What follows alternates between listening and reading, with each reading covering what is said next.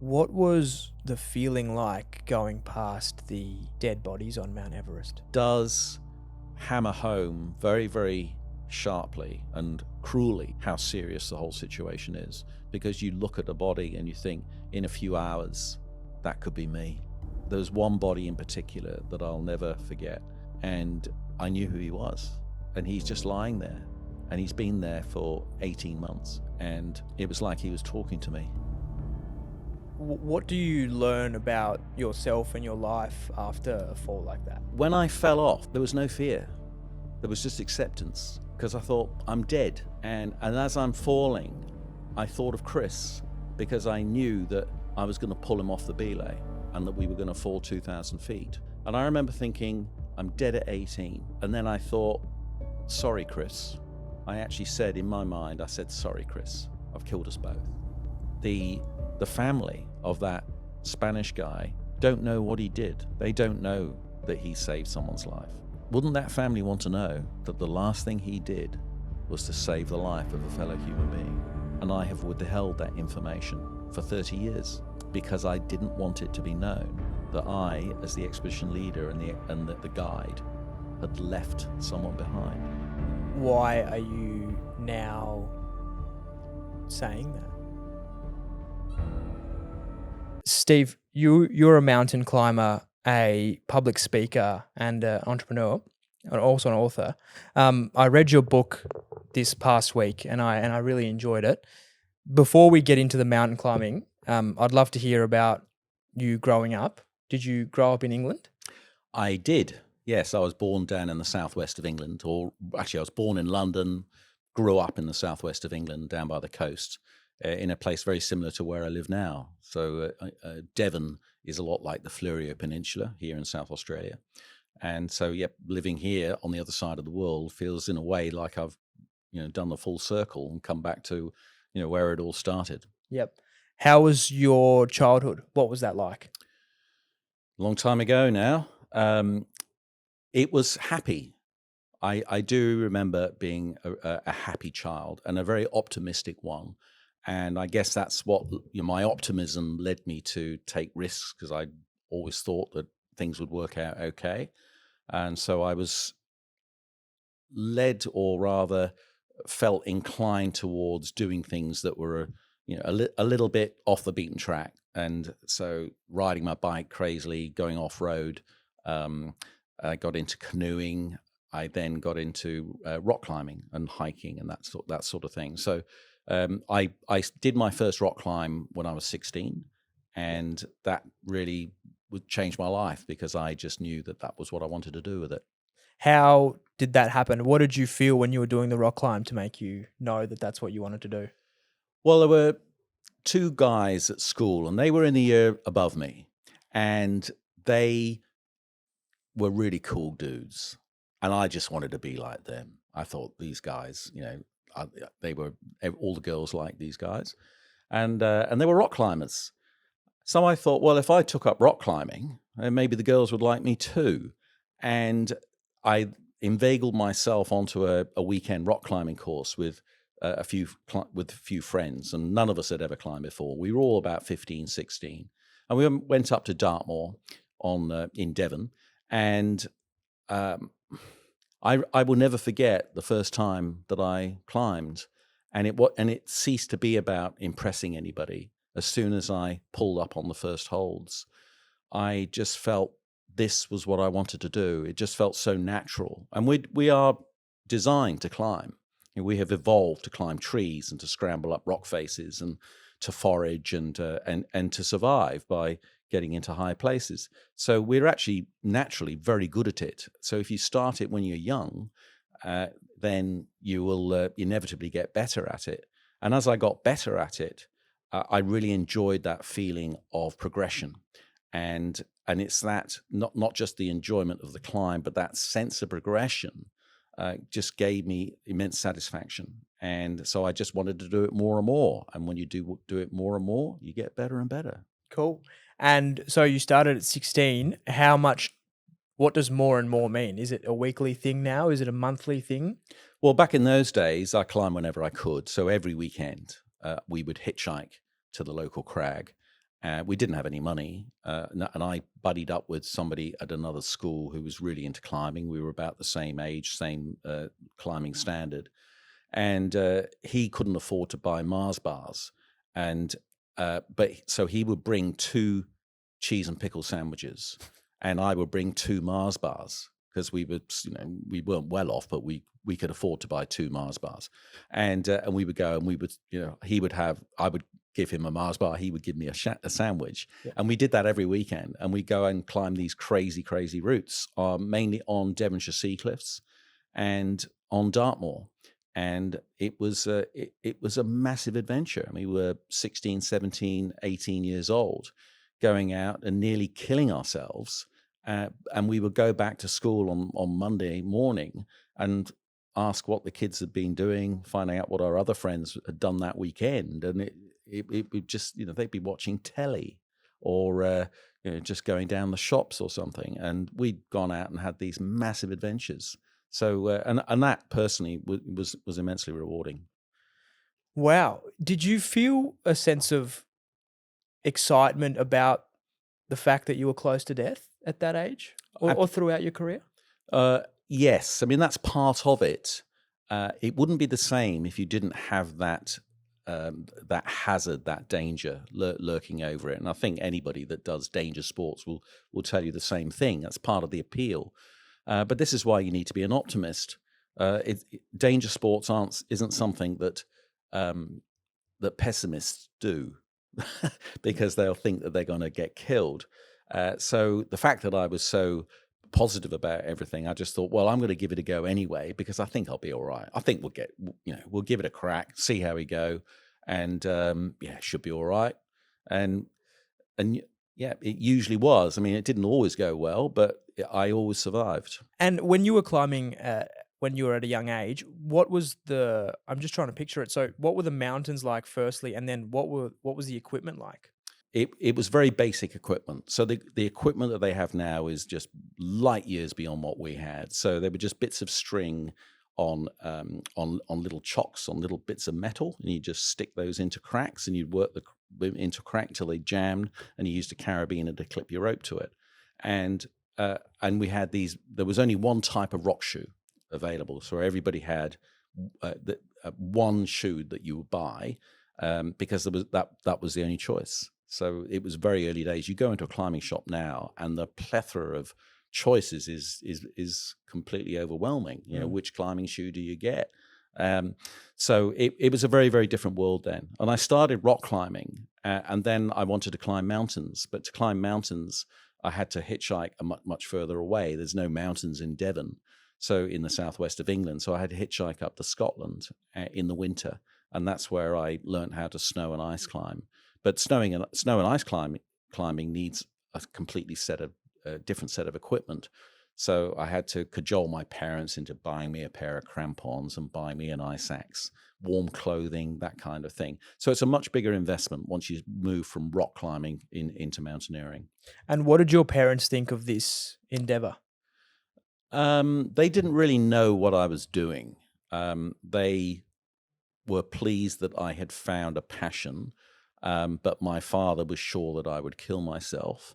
And I would go off and have these adventures, and I wouldn't really talk about it. I'd say, I would go off and do a brilliant climb, and I would come back, and my mum would say, "Oh, do you have a nice climb?" And I said, "Yes, thanks, Mum." And if she'd known what we were doing, she would have had kittens.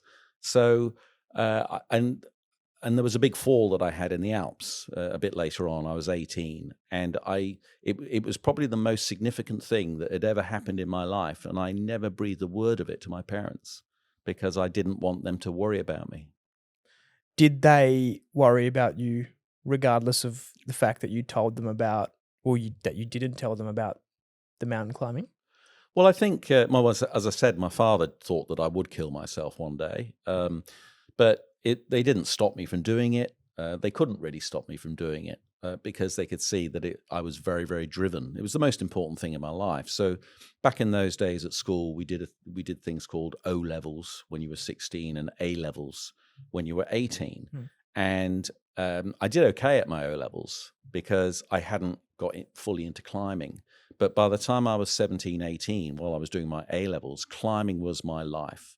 And I wasn't interested in anything else. And I always had this feeling that climbing would open doors, would open opportunities for me. So I completely lost interest in school. And as a result, I flunked my A-levels and was unable to go to university.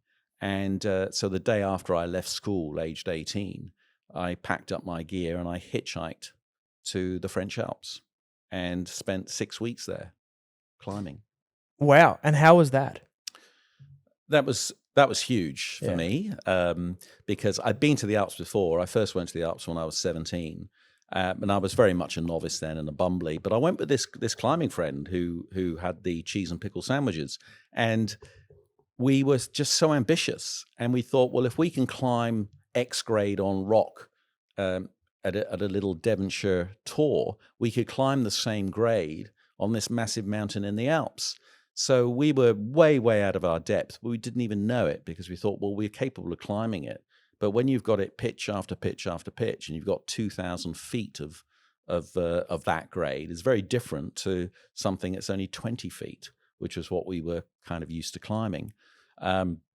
So it was a huge adventure going out there, and we got harder and harder each time. So we did a succession of climbs, each one progressively more difficult. And then we decided to go for this big ice face called the North Face of the Triolet, which doesn't mean anything unless you're an alpinist. If you climb in the European Alps, most climbers have heard of the North Face of the Triolet. And we decided to go up that and do not just the climb, but also do the direct finish. And we shouldn't have done it, but we gave it a crack. And it was off that I took a massive, massive fall. Is it because you were unprepared for the climb itself? It was because I was inexperienced. Yeah. So in that respect, yes, I was unprepared for it. But I saw this thing and I knew that it was going to be the steepest and the hardest ice climbing I'd ever done in my life. But I made a mistake, and that's how I fell off. I made a mistake that only an inexperienced climber would make. And I was incredibly lucky to survive. And so was my partner, because he was tied to the rope at the other end. So when I fell off, he was tied to these tiny little ice screws that were hammered into the ice, and he had the rope around his waist, and he held me with the rope around his waist, and I pulled him over, and he's upside down, and the rope runs through. There wasn't much rope left. So by the time I fell onto him, I'd already fallen 300 feet, about 90 meters. And so the massive weight on him. And those two ice screws, I was sure while I was falling, were going to pop out. And if they had popped out, I would have pulled Chris off, and the two of us would have gone another 2,000 feet down the side of the mountain. But they stayed in. What do you learn about yourself and your life after a fall like that? What that showed me was the relationship between fear and hope. Because when I fell off, or before I fell off, I was very, very scared, because I thought this is really hard, and my feet were shaking. My feet were going like little sewing machines, with the front points stuck into the ice, and then I saw this, and I was getting really pumped out. So my forearms are just bursting, because you're hanging off your ice axes. You've got an axe in each hand, and so I'm climbing up this really steep section. I just had a couple of moves to make when it eased off, and I knew that once I got there, I could hammer in an ice screw, or hammer in a warthog, and then I could clip into that and bring Chris up. Mm. But I was so tired that I thought I might fall off here, and there was a crack in the ice, and I thought, if I just hook my axe into that crack, it will save me the energy of making my own indentation in the ice, which takes a lot of work, takes a few blows to get it in. And so I thought, this is great. I'll just hook it in. I hooked it in, and as soon as I leant back on that crack with the axe, with that axe, and I pulled the other one back to smash it in above, and the whole ice thing just gave away, and I was falling, and I went over backwards, and I was free falling for for about 30 or 40 feet. Then I hit the ice, and then I was sliding. But when I fell off, there was no fear. There was just acceptance. And because I thought, I'm dead. And as I'm falling, I thought of Chris, because I knew that I was going to pull him off the belay and that we were going to fall 2,000 feet. And I was absolutely certain of it. And I remember thinking, I'm dead at 18. That thought went through my head, dead at 18. And then I thought, sorry, Chris. I actually said in my mind, I said, sorry, Chris, I've killed us both. And then I'm flying down, and there was no fear, just acceptance. It was quite extraordinary. And then I felt the rope come onto my harness. And as soon as I felt it, I knew that was the rope that was tied to Chris, that was tied to these little ice screws. Okay. But as long as I could feel that rope pulling, there was hope that it might not rip out. And as soon as I felt that hope, fear rushed back in. So there was no fear until the rope started to pull. And I got more and more fearful as the hope increased, as the ropes got tighter and tighter, and I actually started to slow down, because a climbing rope will stretch a long way before it'll snap. So it's stretching. It's a bit like a bungee cord, not as bouncy, but a little bit like that. It's got to absorb a lot of energy. So I fell quite a long way as the rope's stretching, and I'm waiting for that sudden release, which would be the absolute certainty again that that would be Chris falling off, and it never came. That sudden release never came, and I stopped, and I was just astonished. And I remember just hanging on the rope, just completely nonplussed, just thinking, "Wow, how did we survive that?" And meanwhile, Chris is 150 feet above me at the other end of the rope, screaming at me to get off the rope, because he's being pulled upside down, and the rope's around his waist, and he's constricted by it. And he had shoulder problems for the rest of his life Because of that incident. because of that fall. Is he angry at you after that incident when you get off the mountain? Is he angry at you during the climb? What's the feeling with Chris in that situation? Oh, Chris thought it was the most amazing thing ever. I mean, because he went through the same hope and fear situation. When I fell off, he would have looked at his belay and just thought, we're dead. He thought exactly the same thing. So when the fall, he held the fall, he was elated. He was absolutely elated. And that one experience tied us for life. It really did. It was so out there. It was so ridiculous that we talked about it for as long as Chris was alive. And in fact, Chris was writing about it. He got cancer. He knew he was dying, and he died about 4 years ago, very sadly. And but right up until shortly before he died, we were still communicating, and we were talking about that fall. And he was in his 60s.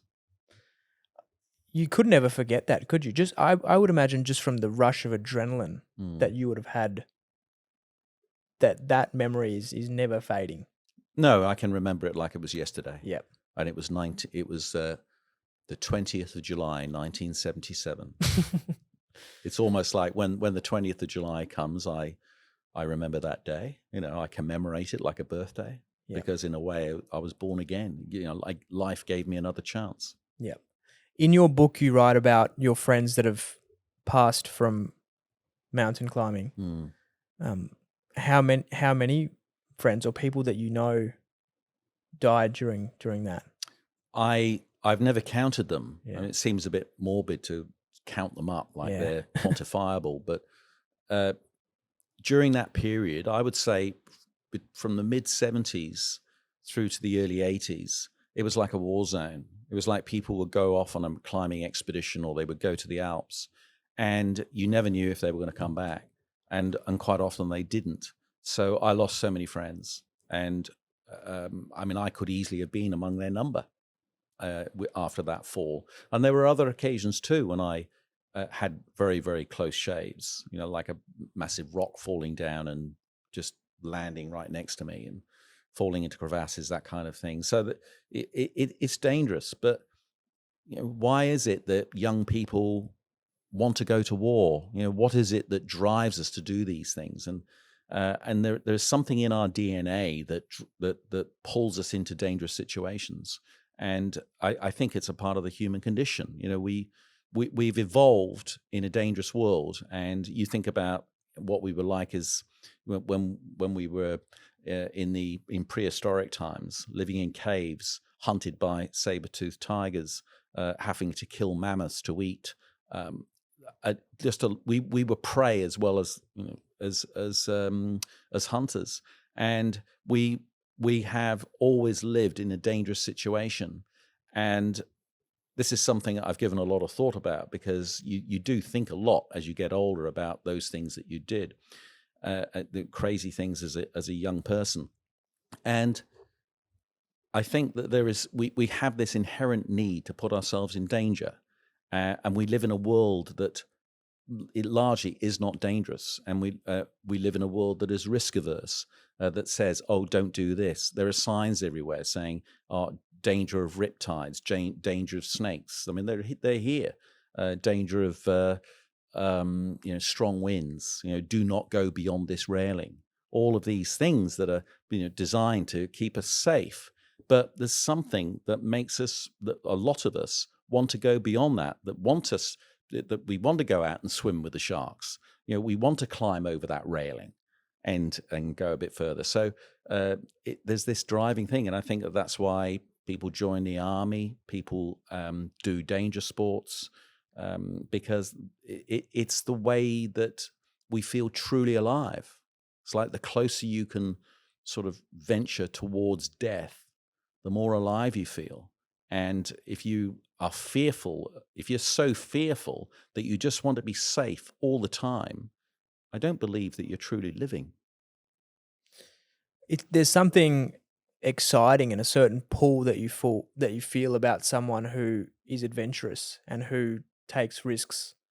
And I think you're 100% right. You know when there's someone like that in your presence, because they have this capacity to just let go of the consequences and of the worries and actually just live. And I've certainly found that in the environment, and potentially because of the country that we're in, that we're fortunate enough to live in, that it is a safe environment, we don't feel that as much.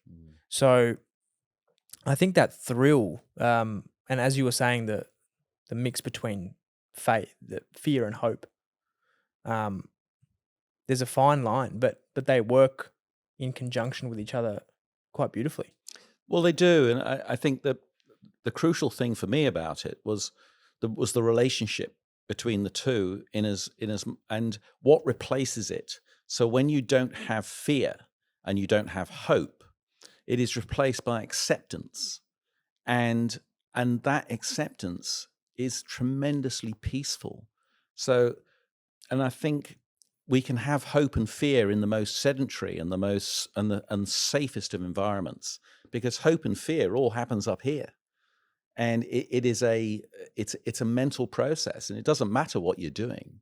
I mean, so many people are fearful of what they might read on the phone.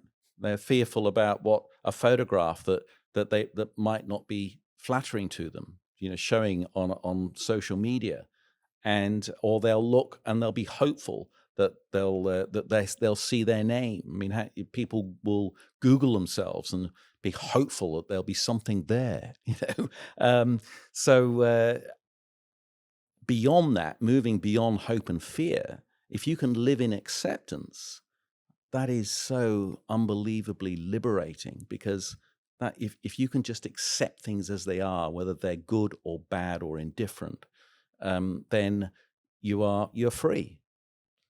Is that where the call for adventure ends?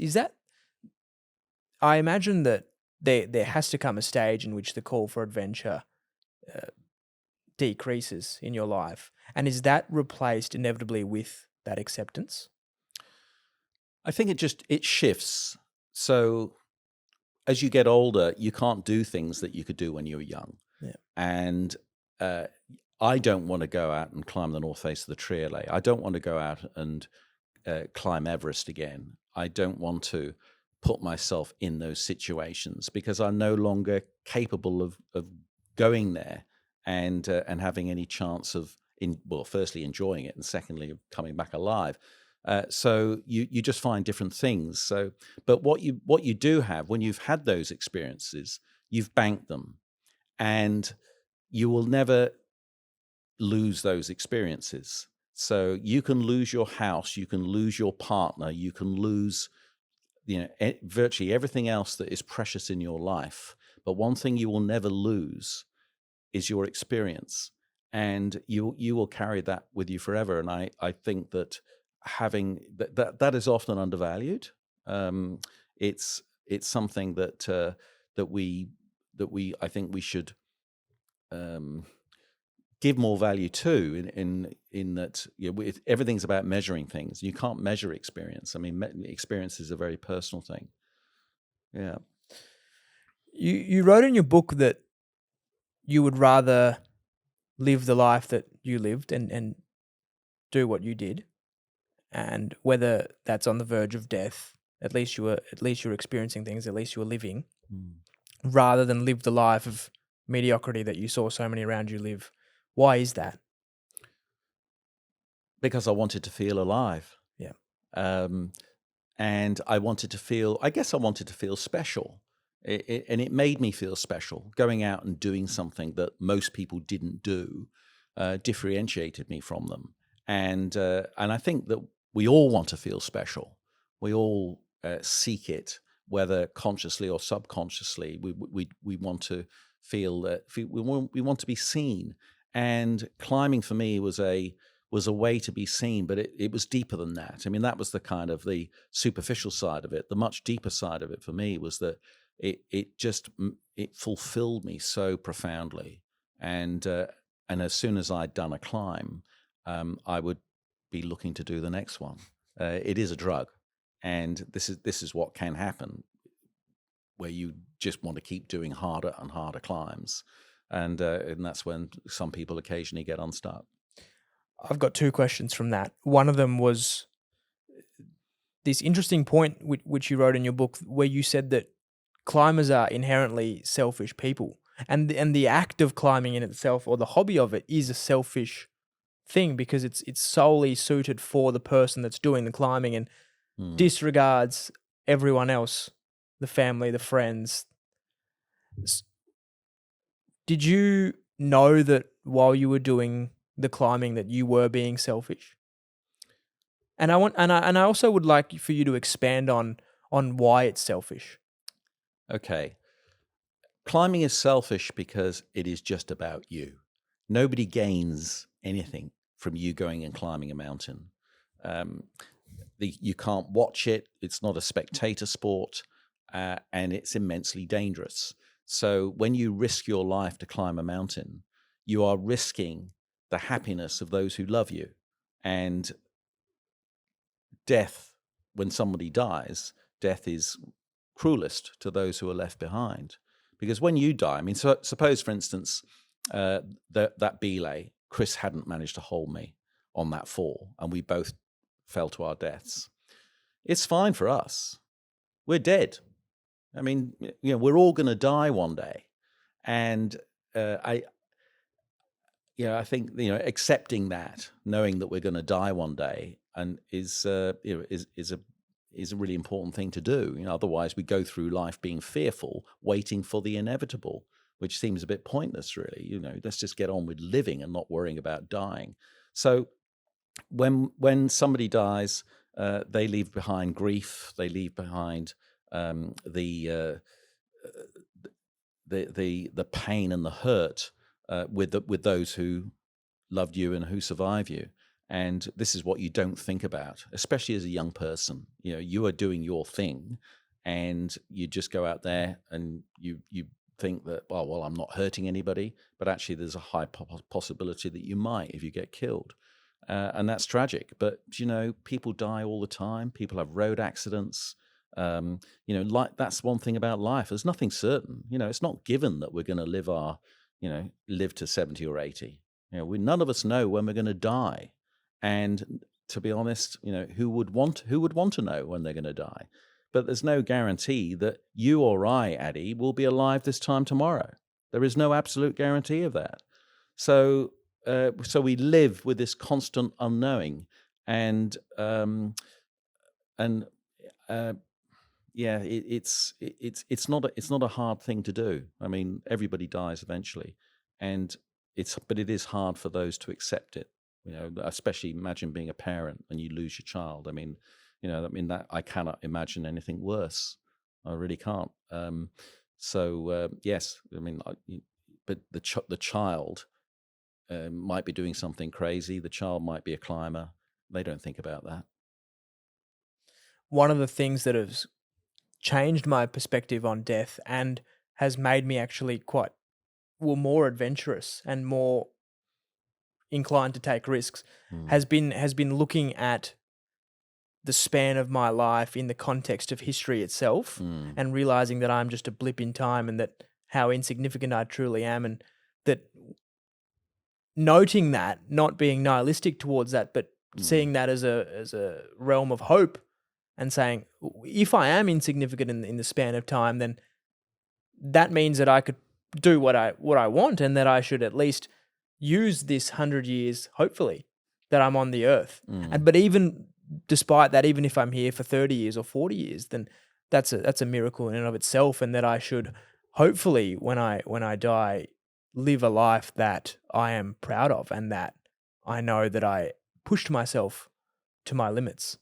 So it's been a really cool thing for me to experience that. I think I'm at 22 now experiencing that call for adventure.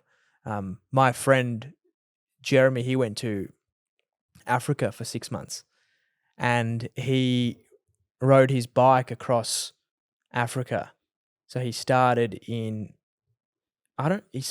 Cairo, Egypt, and then worked his way down across Sudan, Tanzania, Fantastic. Ethiopia. It was brilliant. But for the trip, he had packed 2 pairs of shorts, 3 pairs of jocks, and 2 shirts, toothbrush, toothpaste, and he was on his way. He just had a duffel bag. And for someone going away, living out of home for 6 months, that is unheard of. I mean, it's just stupidity.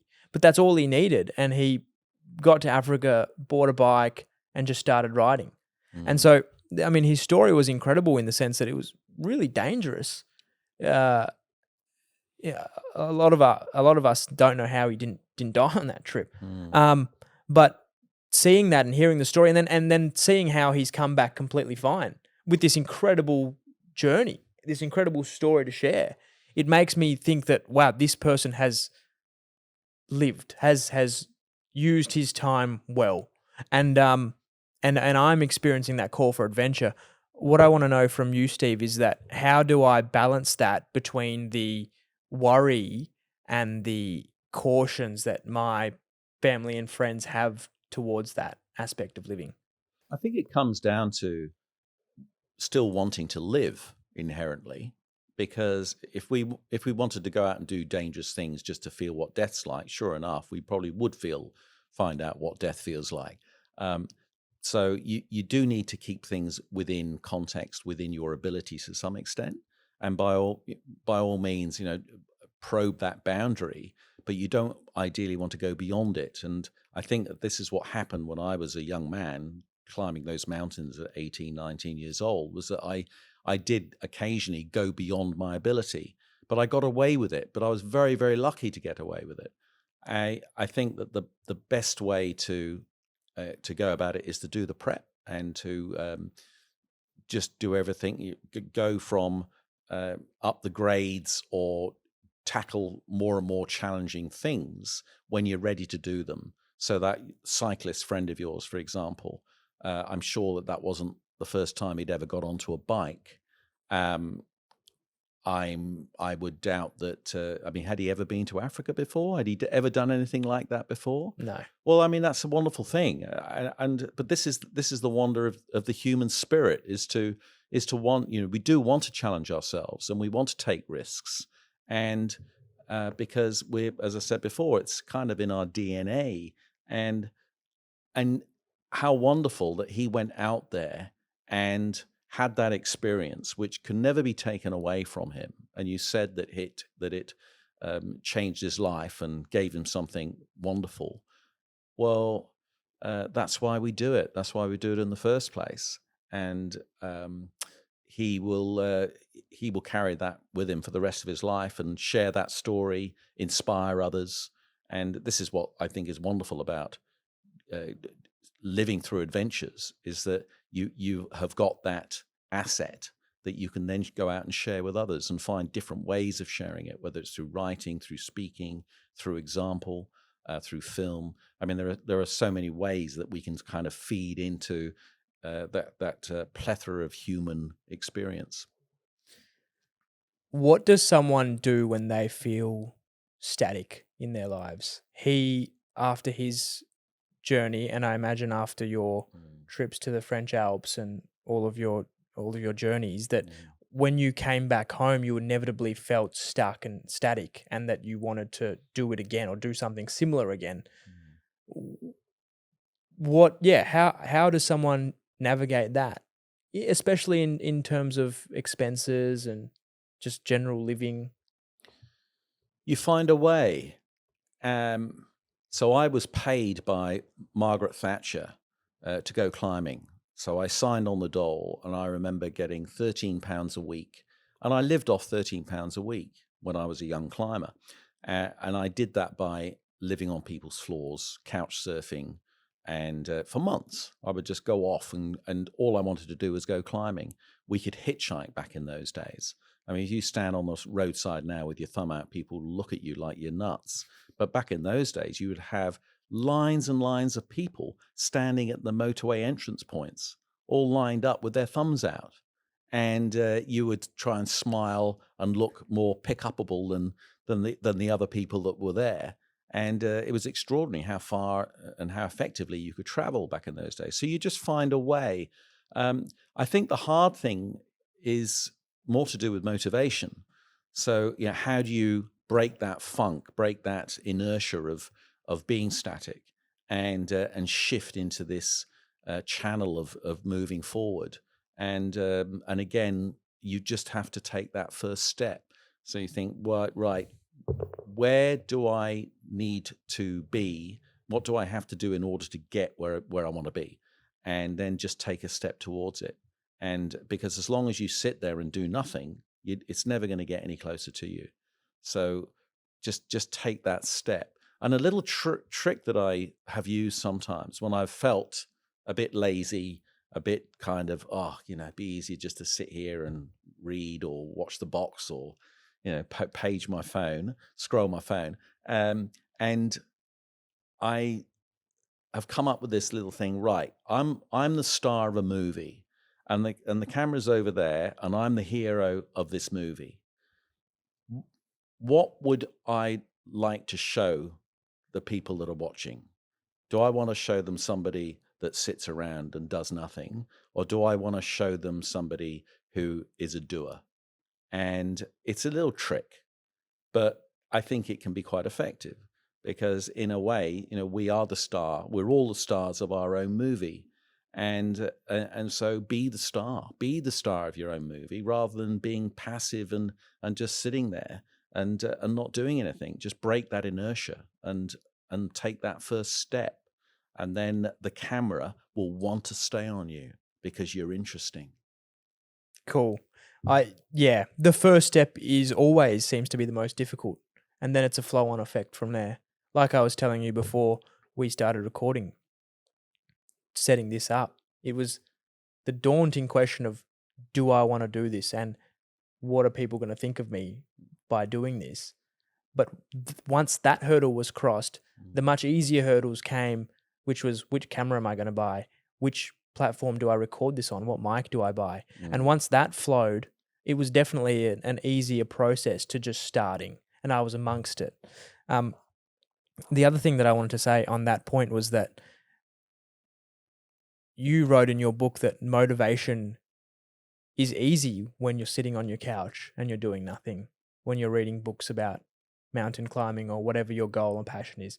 But it's tested, and when it's real, when you're actually doing the thing. I would love for you to touch on that.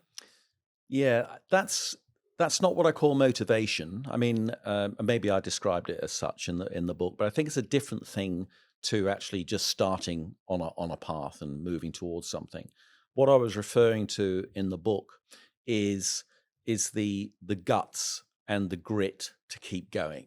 So when you're sitting on your couch and you're reading an inspiring story, you just think, yeah, I would have kept going. I would do this. I can't wait to get back up there. But when you are back up there and you're knackered and you had a crap night's sleep and you're cold and you're hungry and everything's looking a little bit gnarly and a little bit sort of painful, what keeps you going then? So that's the difference. When you're sitting on your couch, it's easy to think that you'll keep going, but the test is when you're out there doing it, when you're in the teeth of the mountain, when you're in the teeth of that of the hardship. And I guess I've played all sorts of tricks on myself to try and improve my in the teeth of it kind of grit. To think, what can I do? What trick can I play on myself to keep going when everything is screaming at me to turn back? Because unless you keep going, you're not going to achieve what you set out to achieve. And so you hang on to this feeling of what it, or the knowledge of what it will feel like to fail.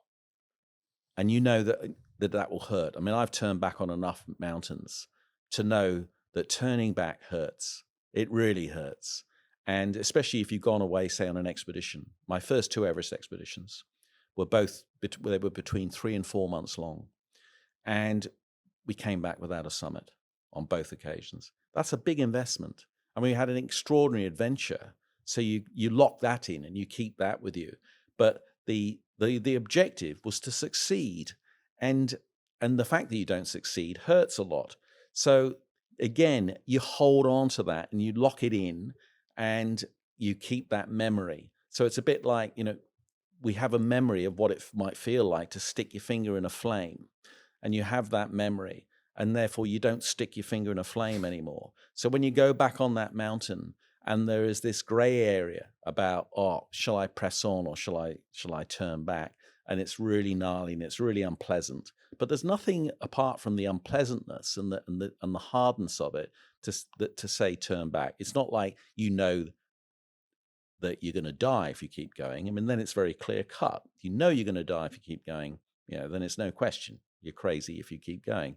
But it's that gray area and pushing through that difficulty. And I think that's when you need to remember what it feels like to fail. And again, I think that you can apply that to all walks of life. When you don't succeed at something, when you say going to a job interview, you know what it feels like to be really disappointed. So what will you do for your next job interview to give yourself a better chance of succeeding? What do you need to change? And it will be just about anything. What does it feel like to wake up in the morning and you've got the house full of dirty dishes? Compared to waking up in the morning and you actually stayed up later that night and got all the dishes done. I mean, they're mundane little things, but we can learn so much from the harder things. How does someone find their purpose like you did at a young age? And touching on that last point that you made,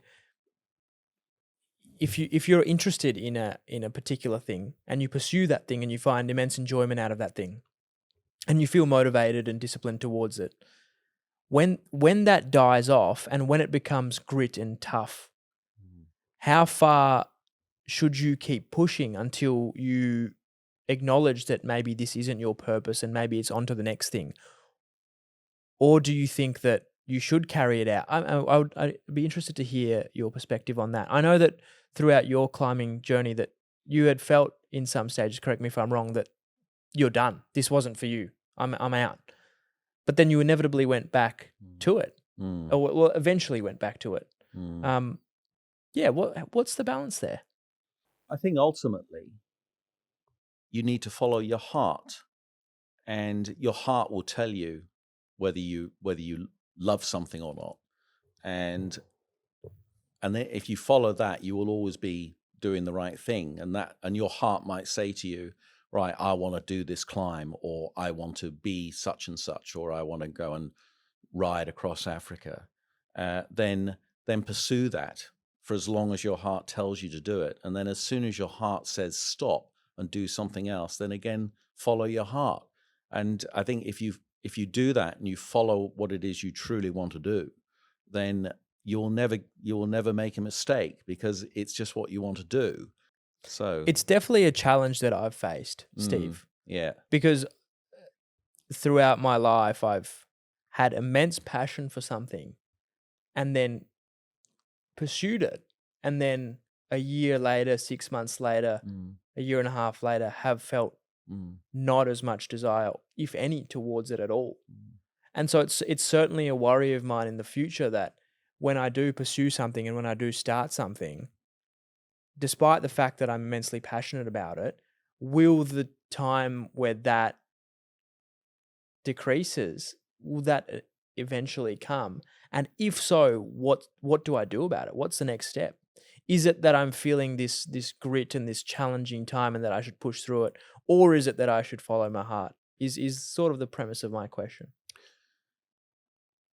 Yeah, I think if you, it's worth giving things a push. You know, if you feel driven to do something, yeah, by all means, give it a push. But it doesn't really matter whether you become really good at something. If you're driven to do it, then just do it, and see where it goes. And don't be afraid to turn back and try something different. So, for instance, with climbing, I tried lots of different things before I found rock climbing. And I was just coming up to 16 when I was fortunate enough to get on that weekend climbing course. Before that, I tried kayaking. I had a guitar. I tried lots of different things, and I had this idea that I wanted to get good at something, and I was useless at sport. So I think that was a big driver for me, was knowing what it felt like to be no good at something, and then wanting to find something that I could be. And so, for instance, when I was at school, and the team captains would pick the players in their football team, soccer, football in the UK, and I was always the last person to be picked because I was so useless at kicking a ball, and I hated that feeling. It was just so demeaning, and I thought, well, how do I find something that I can do which I won't be the last person to be picked? And so I tried lots of different things, but I was always driven to the outdoors, always drawn to the outdoors, and I was also drawn towards a degree of suffering, and that I describe it in the book, actually, where I did a big bike ride, and I rode one winter over a wilderness area to get to a friend of mine to deliver a sweet for Christmas, and like a chocolate that he was given. I had to give it to him, and I rode over this hill, and it was freezing cold. It was absolutely bitter, and my fingers were freezing off, and you could see my breath and everything else, and it was hard.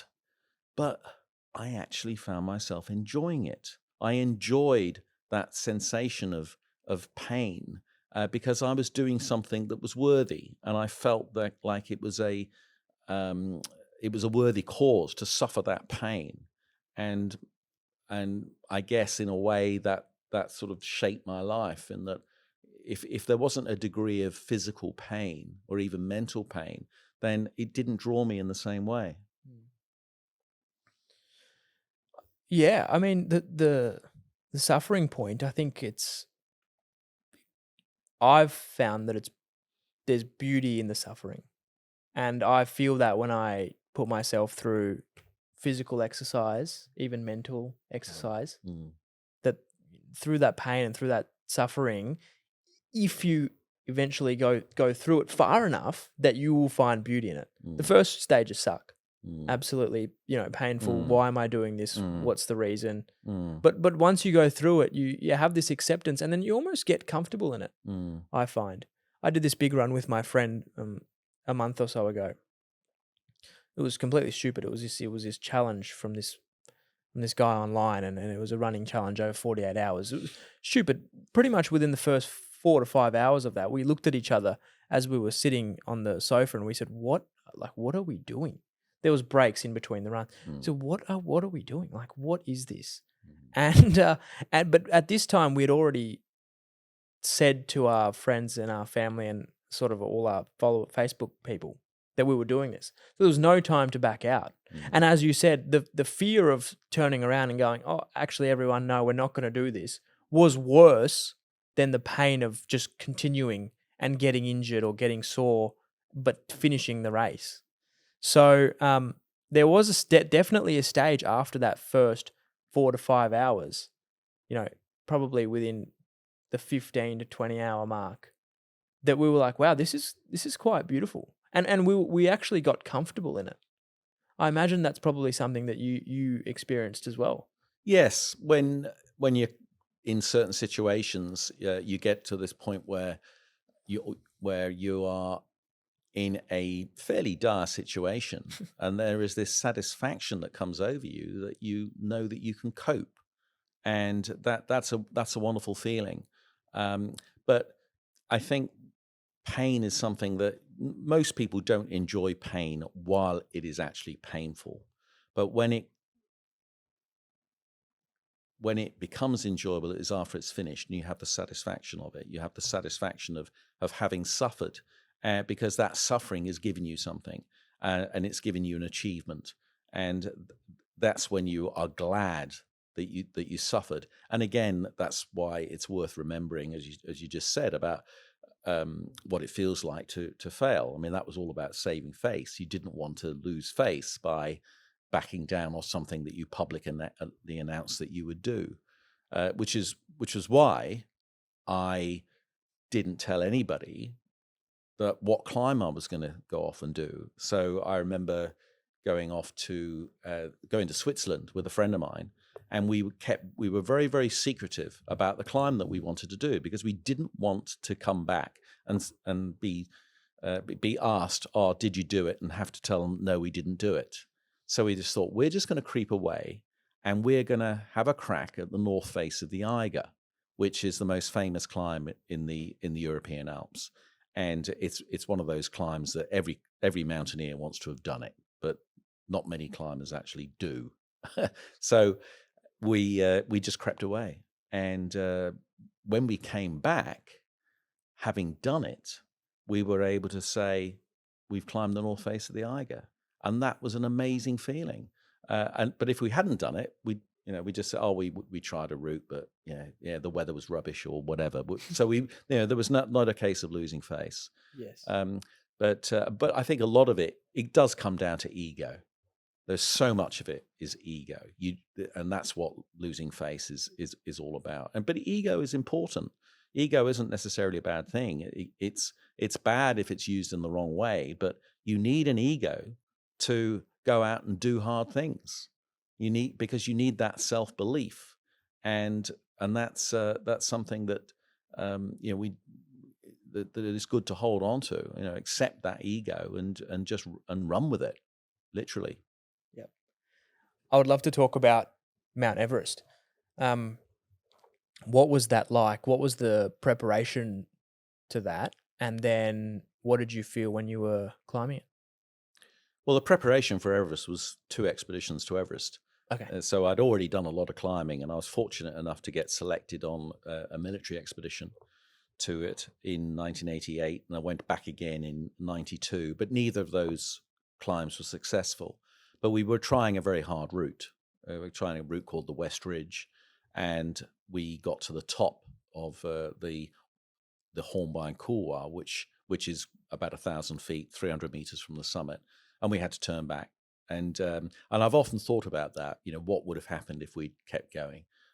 But we did turn back. But that was incredible preparation for doing for leading my own expedition the year later in 1993. So it had never been done before from the UK, a commercial ascent of the mountain. So I was putting myself on the line big time. There were a lot of detractors. A lot of people said, how can anybody guide people up Mount Everest when you're on the verge of death yourself? And I just believed that it was possible, and I took the chance, just in the same way that I took the chance to do those climbs when I was a teenager. And optimism, of course, played a role in it. And sure enough, we went out and we climbed it. But we were ridiculously lucky. It came so close to going badly wrong. I don't even like to think about it. In fact, I'm still stumped by the whole thing, and I've just sent a manuscript off to my literary agent, which is about that expedition, because it was just totally out there. But how lucky we were to get away with it, how lucky I was, especially as the person that made the choice to keep going, when a lot of other people would have turned back. And other people in the meantime died on the mountain, and there was a connection there. There was a connection between my expedition succeeding and one person in particular dying, and that's something that I still struggle with. What do you mean there was a connection? You need to read my book, Eddie, which will be published probably next year. So we took a massive risk, or I took a massive risk, and we didn't have enough oxygen to go to the summit and come back down again. And because some oxygen bottles were dropped, they fell down the mountain. And I decided to keep going, knowing that we didn't have enough oxygen to get down. And we kept going, got to the summit. But of course, the summit is only the halfway point. When you're on the top of Everest, it's an awfully long way back down again. And we set off back down, and I ran out of oxygen. But amazingly, I'm still able to function.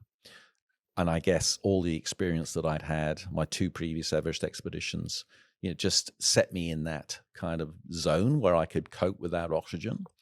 But I was also up there with the oldest person that had ever climbed Everest. He was 60, and the oldest person up until then was only 55 years old that had climbed Everest. And so he ran out of oxygen just below the summit, at 60 years old, and he collapsed. He was... we didn't expect to see anyone else on the mountain, but arriving or going past us just then, because we were the only people on the route. There was no one else on our climb, but there was a Spanish team on a route nearby, and they finished up the same part of the mountain that we finished. Long story short, one of them gave some oxygen to Ramon, the 60-year-old, and that saved his life. No question about it. Ramon would still be there now. We'd be climbing past him like lots of other bodies that are up there. On the way down, I think a bit further down, I find another one of my clients who has also collapsed. He has run out of oxygen, and I wasn't expecting that. And I had nothing to give to him. I couldn't take the oxygen off the 60-year-old because he couldn't operate without it. I didn't have any oxygen of my own to give to him. And we were up there all on our own, and the people that were with us had gone down. The other Sherpas had all gone down. And I had no choice but to leave him behind. And that was a really, really hard thing to do, because if I stayed with him, all 3 of us would have died. The 60-year-old, this guy, Scott, and I would have died. No question if I'd stayed him or tried to help him down. So I thought, I've just got to do what I can. And I was just screaming at Scott, keep going, keep going. You just got to take that, get onto your feet and take that step one at a time back down the hill. And we've only got about 2 hours of daylight left, and we're halfway down from the summit. So a long way to go still. And I left him behind. And when I got down to the camp, and it was dark by the time we got down to the camp at Camp 4, I realized that because I was very hypoxic. I hadn't been breathing oxygen except what was in the the 1/3 of sea level air pressure. There's not a lot of oxygen up there, so my brain wasn't functioning terribly well. Nothing was functioning very well, and but I did realize that I'd left this guy behind. And about an hour later, he walked into camp, and I couldn't believe it. So what happened was another member of this other expedition had found him and had given him his oxygen and helped him down some of the way before he turned off and went down his own route. And so Scott survived. Miraculously, Scott survived. But this Spanish climber, he's from the Basque region of Spain. He, a few hours later, on his way down the route that he'd had climbed it by, he fell off and was killed. So he'd saved Scott's life, and then he had died. And nobody knows what he'd done. I mean, they will now, because I'm talking about it. I've given a few talks about this as well. And when my book comes out, that's my announcement to the world. That's my confession, if you like, as to what happened. But nobody knows what he did, and that's what I want to put right. I want to tell the world that Spanish climber who died, the last thing that he did was to save the life of a fellow human being. And we talked earlier about the pain and the selfishness, or the selfishness of climbing and the pain of those who were left behind. Well, this is why I guess it's so fresh in my mind, because I've been revisiting this. The family of that Spanish guy don't know what he did. They don't know that he saved someone's life. So for them, he had just gone off to climb a mountain and do something that is inherently very selfish, and then he'd gone and got himself killed. And you could understand it if that family felt angry at him for doing that, for doing something that was inherently pointless, apart from saying that you've climbed Everest, and then depriving them of their loved one. But wouldn't that family want to know that the last thing he did was to save the life of a fellow human being? And I have withheld that information for 30 years because I didn't want it to be known that I, as the expedition leader and the guide, had left someone behind. So that's why those two things are connected.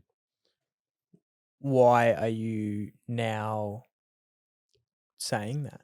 Why at this time do you feel, I don't know if you feel comfortable or not talking about it, but do you think it's important that you need to tell that story about the Spanish climber 30 years later? It's not just important, it's vital.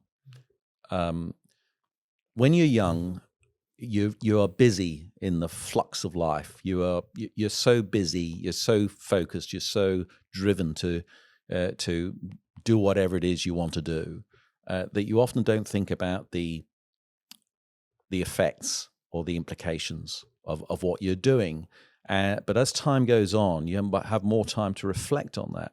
And I have always known that I'd never given this guy Antonio recognition for what he'd done. But it didn't seem to matter too much, because I thought, well, who's it going to help? Who's what's the point? I mean, Antonio, poor guy, he died. So what does it matter? And the fact that I'd left someone behind was a kind of necessary.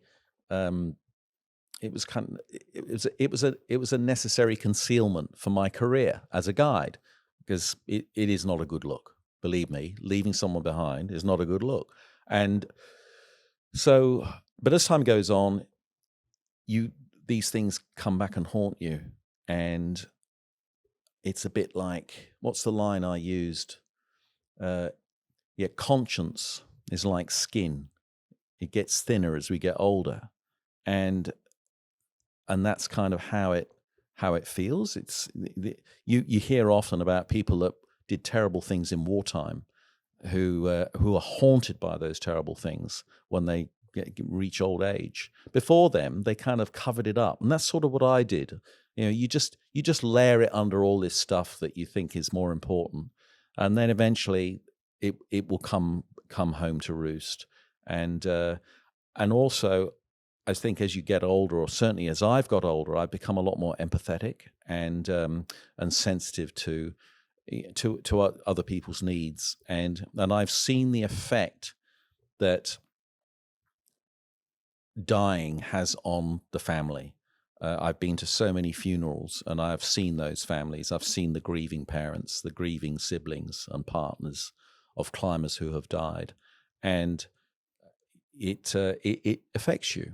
So as time has gone on, I thought, well,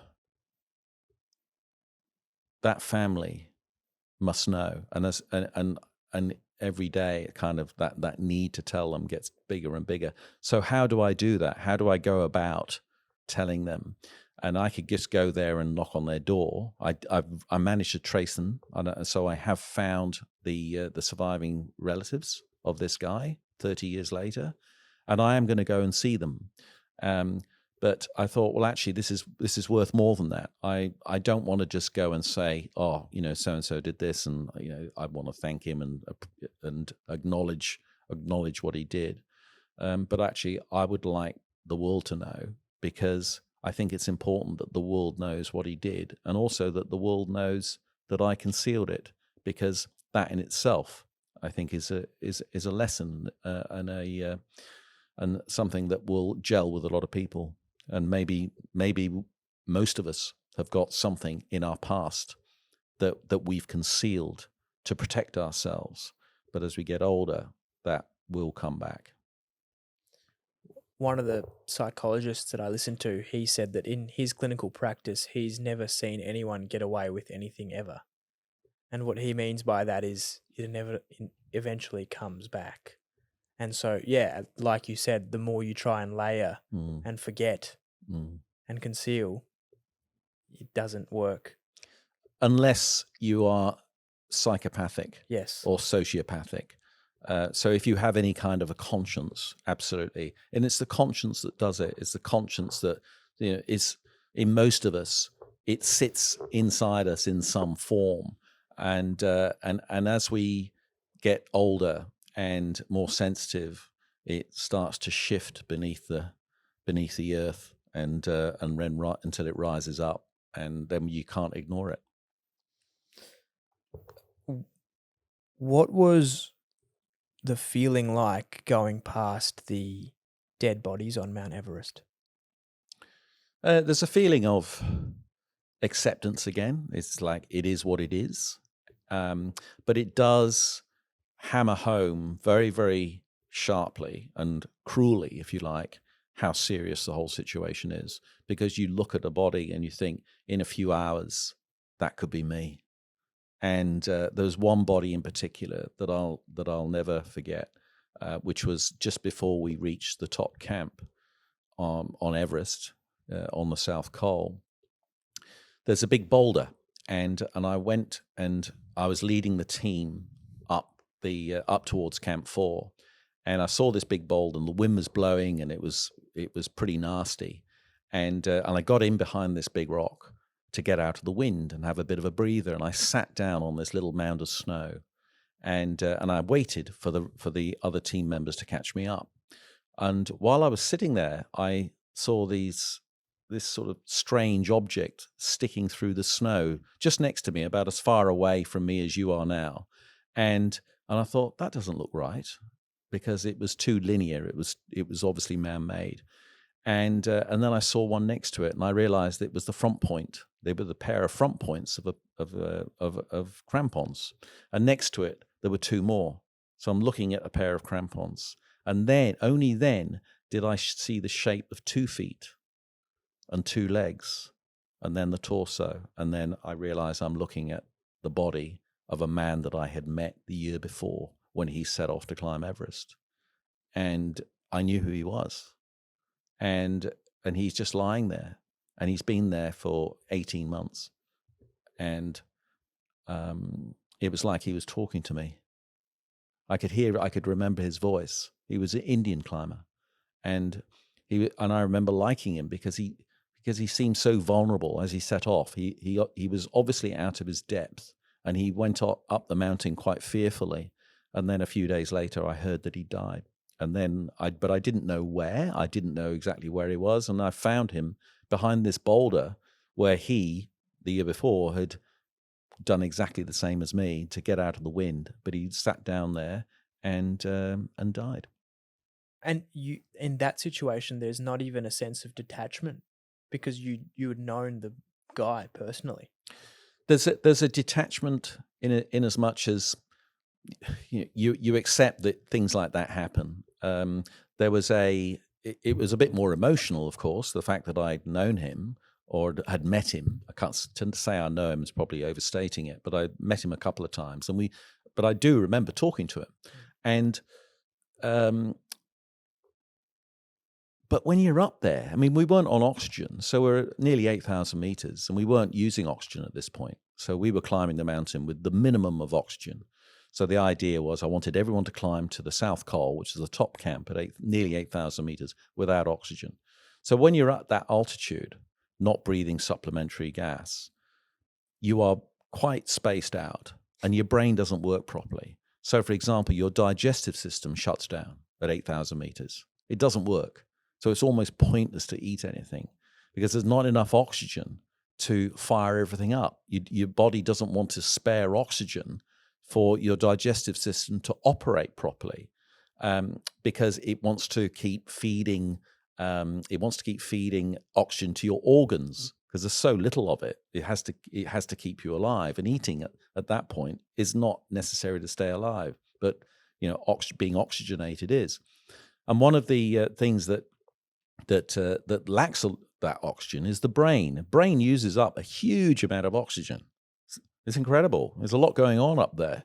And when we don't have enough of it, it doesn't work so well. So you feel in this really strange place. You're quite spaced out. And you know where you are. There is cognizance. There is a sense of reality. But it's like you're one step away from it. It's like you're just seeing everything through, from inside this bubble, and your brain, you don't think properly. You just don't think straight. So when you see a body, it's kind of, well, yeah, and there were several up there, but you just kind of go past them and hope that won't be you in a few hours' time. Wow. And what was the decision that led up to you turning around from Everest? Did you plan to climb to the top? When I turned back, I was with one other person, and we weren't actually going for the summit, but we were putting a high camp in. Oh, this is on the West Ridge. So we got to the top of the Hornbein Couloir, and it was late in the day, and we were going to put in a camp, amazingly, at the top of the Hornbein Couloir, which is like ridiculously high. Not a good plan. Okay, you don't put camps in at 8,500 meters. It's just not a good thing. But anyway, we didn't know any better. We thought we would do that, and we got to this point. We left the gear there, and then we had to come, and then we bailed out. We went back down the Hornbein Couloir, and that's another story altogether. What happened there? But we got down to the camp at 8,000 meters at the bottom of the couloir, and we were stuck there for the next few days. And so we'd had the first night before climbing the couloir, and then we had 3 more nights after that, and we were pinned down by a storm. We couldn't go anywhere at 8,000 meters. The last night we had no oxygen. We'd used it all up, and because we'd used up all the oxygen just by staying there, there was no oxygen left for us to complete the climb. So, and we'd run out of time, so we bailed out. And that was the end of the expedition. But that day that I had in the Hornbein remains probably the most up there with the 3 or 4 most exciting days of my life. Despite the fact that we didn't have a summit to show for it, as an adventure, it was on another level. It was extraordinary. But that was turning back. So the following year, of course, I've got this massive impetus to get there, my 3rd attempt on Everest. But I also had the pressure of having 11 people that had paid me to take them to the top of Everest. And that's considerable pressure. You don't want to let them down. They paid $32,000 30 years ago each to go, for a place on this expedition.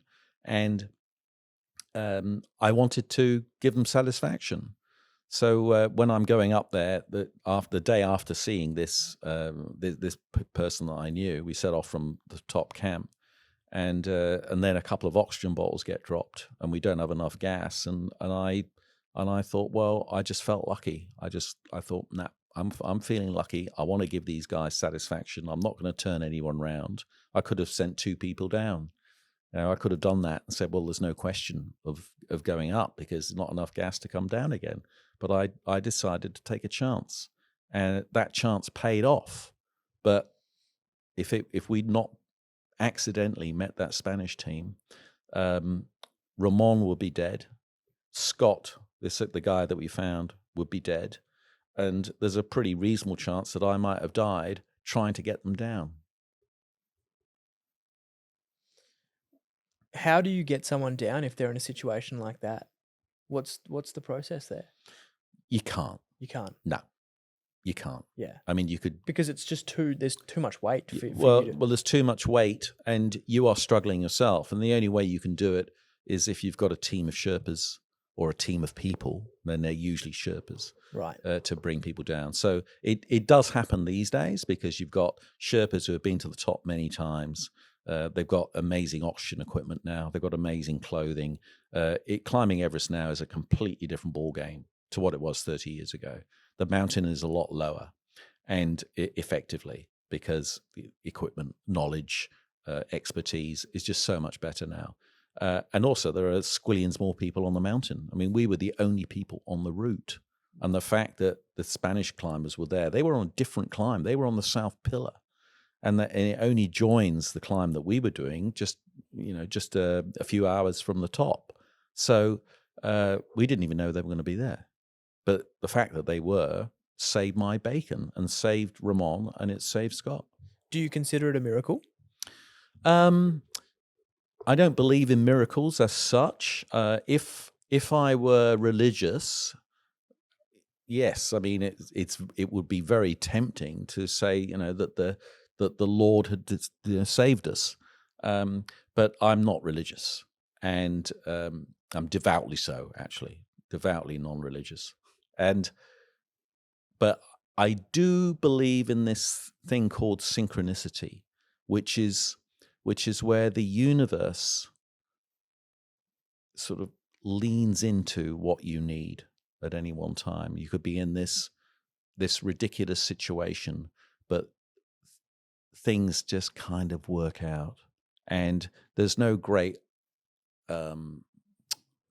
overpowering knowledge that does that. It's just nature. It's just the universe and what it is and the energy that we put out. So I would have put our energy into the universe that we were going to do this anyway and that we would succeed.